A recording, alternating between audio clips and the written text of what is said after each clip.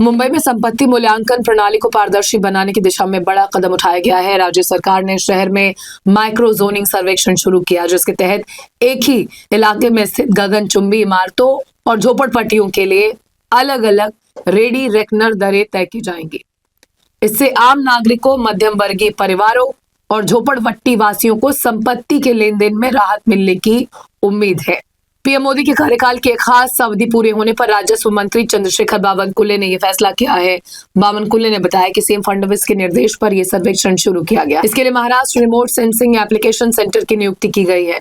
सर्वेक्षण में इलाके की सड़कें, परिवहन व्यवस्था, सामाजिक सुविधाएं, विकास स्तर और भू उपयोग जैसी विशेषताओं का अध्ययन किया जाएगा। इसके आधार पर संपत्तियों का वास्तविक मूल्यांकन कर रेडी रेकनर की दरें तय की जाएंगी।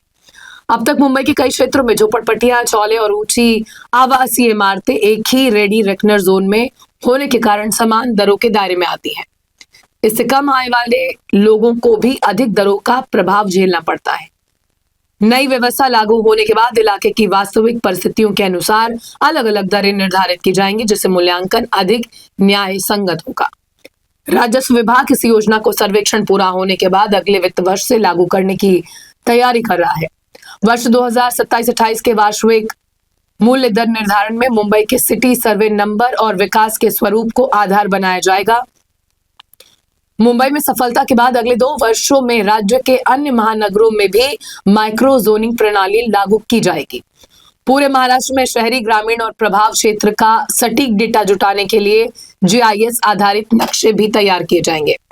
इससे संपत्ति पंजीकरण और मूल्य निर्धारण प्रक्रिया में अधिक पारदर्शिता आएगी और साथ ही वास्तविक बाजार स्थिति के अनुरूप दरें तय की जा सकेंगी।